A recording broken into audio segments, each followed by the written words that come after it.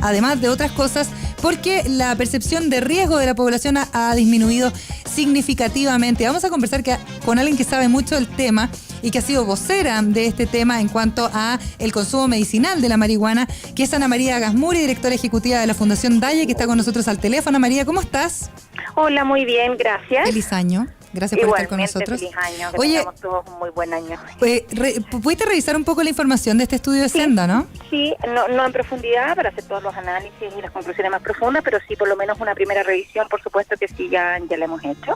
¿Ya? ¿Cuál es tu percepción? Bueno, hay varios factores que analizar, ¿cierto? Vemos de alguna manera en que en lo que es población general y en lo que es consumo, prevalencia de alcohol, hay una leve disminución, y eso es interesante en población general. Y hay un aumento de marihuana, pero también es interesante ver que no está asociado eso a policonsumos, y por lo tanto eso también es importante ver. Y de alguna manera, analizando estos datos preliminares, también es importante destacar algo que no se ha destacado. ¿Ya? Y que también me parece interesante reflexionar sobre qué implica eso. Hay una leve baja en el consumo juvenil, ¿no? En el consumo escolar, y eso me parece que es una buena noticia, y de alguna manera se enmarca en lo que uno empieza a ver las tendencias que ocurren en aquellos países que van caminando hacia las regulaciones, ¿no? Uh-huh. En Chile un poco ha sido así, de manera quizás no tan clara y tan nítida como en otros países, como Uruguay, como en fin, los Estados Unidos, como los Países Bajos, sino que más bien ha ocurrido una normalización, una comunidad más educada y más informada al respecto, sobre todo por el avance de lo que es el cannabis medicinal. Y en ese sentido podemos ver que se replica este patrón, que a la medida que avanza la regulación, bajan los consumos juveniles, empieza a haber una baja del consumo juvenil, y empieza a ocurrir algo que es bien interesante de observar, que es que empieza a bajar el consumo de alcohol. Uh-huh. Y suma el consumo de cannabis solo, no asociado a policonsumo. Entonces empezamos a ver también una suerte como de reducción de daños, ¿no? Claro. Empieza a haber un sector de la población que empieza a optar entre sustancias distintas y empiezan a optar por una que es la que genera menos daño en relación a la otra. Eso es bien interesante observar. En Estados Unidos muy claro, en Colorado se ha visto, ¿cierto? En Washington, en que empieza a haber una afectación, una baja del consumo de alcohol en la medida en que la población adulta incorpora un mayor uso responsable, ¿cierto?, del cannabis. Habría que interesar si esto que está pasando, habría que investigar si lo que está pasando en Chile se enmarca dentro de esa línea. Pero ese es un hecho conocido. Tanto es así que fíjate que la industria del alcohol son una de las grandes financistas de las campañas anti-legalización, porque ahí donde se va legalizando, se va regulando, el alcohol se ve afectado, se empieza a disminuir ese consumo, empiezan a haber estas características, ¿no? Yeah.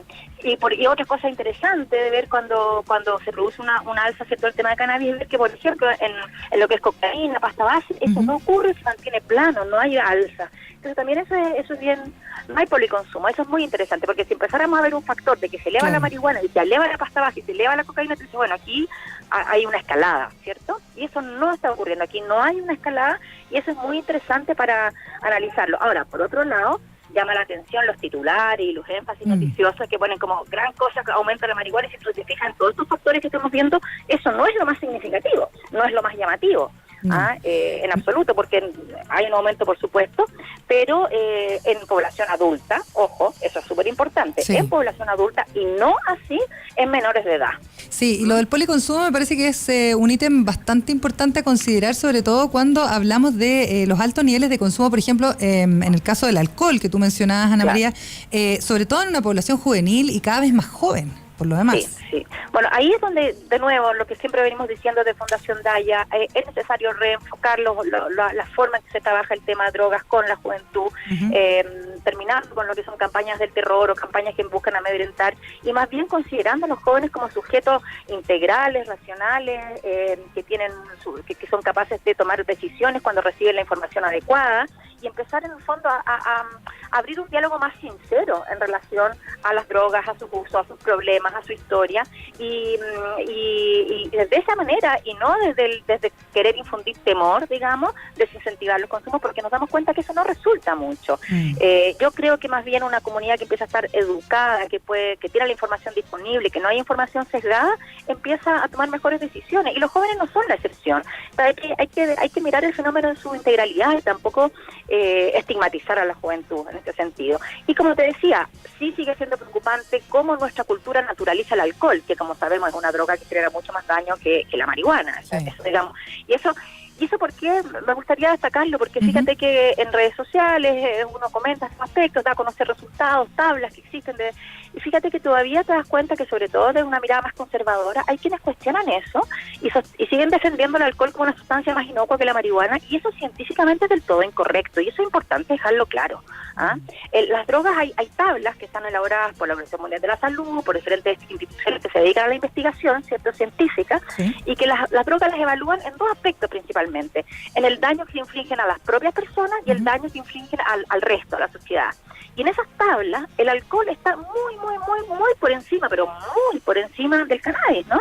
Entonces, esas no son ideas, no es que lo piense yo, no es que lo piense alguien, sino que son realmente es lo que nos muestra desde el punto de vista científico el análisis comparativo del daño que producen las sustancias. Hay además una tendencia, estamos conversando con Ana María Gasmuri, directora ejecutiva de la Fundación Daya, en lugares como lo que acabamos de ver hace un par de días atrás, California, donde ya se puede consumir de manera recreativa la marihuana, con una compra que es controlada, con un tráfico, podríamos decir, que se reduce de alguna manera, ¿no es cierto? Y se puede controlar cuando hay intervención del Estado, ¿no? Y aquí, sin ir más lejos, en Uruguay también tenemos un ejemplo que está ya en funcionamiento. Y en un exitoso funcionamiento. Eso te quería preguntar, ¿cuáles son las conclusiones que se pueden sacar en relación a lo que nosotros tenemos hoy día, que es bastante deficitario en cuanto a normas? Sí, por supuesto. A ver, ¿qué pasa en Chile? En Chile tenemos una ley 20.000 que permite, ¿cierto? Los chiles son lícitos, los consumos son lícitos en Chile, no están prohibidos, es importante dejarlo claro. Y tenemos una ley que también permite, en el caso del cannabis, el autocultivo, ¿cierto? Para cuando es para uso personal. Lo que persigue la ley 20.000 es cuando ese cultivo está destinado al tráfico. Pero no tenemos una legalización total. No tenemos, por ejemplo, un lugar donde la gente pueda ir, como ocurre ahora en California o en Uruguay, a comprar, ¿cierto? ¿Y eso qué significa? Que bueno, que obviamente que gran parte de las personas que no ejercen este derecho a autocultivar siguen recurriendo al tráfico. En Uruguay, que llevan un par de años implementado, ¿cierto?, la ley, y recién el año pasado se implementó la venta en farmacia, ya lograron arrebatarle el 20% del mercado del narcotráfico. Y eso es súper interesante, ¿no? La evaluación del proceso uruguayo está siendo muy positiva. Y por otro lado, en California, que desde el 1 de enero, digamos, se legalizó el uso recreativo, ya llevaba mucho tiempo con el uso medicinal legalizado, ya se está sacando la cuenta de realmente el Estado lo que va a recibir en impuestos, y eso va a estar destinado a educación, a centros de salud. Es decir, cuando tú ordenas esto, por un lado le das un golpe a la delincuencia, al narcotráfico, pero también generas recursos que lo puedes invertir en beneficios sociales. Y eso es muy interesante de observar también. El otro dato súper importante, y eso salió en el reporte del año 2007 de la ANIDA, que es la agencia de drogas de Estados Unidos, ¿cierto? Por primera vez en 20 años bajó el consumo juvenil, el consumo de estudiantes, digamos, en Estados Unidos de cannabis a medida que avanza la legalización. Es decir, al contrario de que de todo lo que los pronósticos desde la mirada más prohibicionista decían que la regulación y la legalización va a detonar, ¿cierto?, un aumento del consumo, sobre todo en los jóvenes, la evidencia nos está mostrando todo lo contrario. Es decir, la dirección correcta es justamente a regular, a sacar a la luz a todo lo que hoy día ocurre de todas maneras, porque nos guste o no nos guste, ocurre igual. ¿Cómo lo hacemos que ocurra de una manera ordenada, en que el Estado también pueda de esa manera cuidar de mejor forma a los más vulnerables, particularmente a los jóvenes? Entonces vemos que donde se regula disminuye el consumo juvenil. Eso es súper interesante, y yo creo que en Chile es el momento de seriamente mirar estas experiencias internacionales, y a esto que hoy día tenemos, que tiene ciertos aspectos medio regulados y otros no, terminar de darle una forma racional que permita las externalidades positivas que nos otorga un escenario regulado, ¿no? Al menos avanzar un poquito en la conversación. Le queremos agradecer a Ana María Gasmuri, directora ejecutiva de la Fundación Daya, por este contacto con Taco Clave. Que estés muy bien, Ana María. Muchas gracias. Muchas gracias, que estés muy bien. Chao. Son las 6 de la tarde con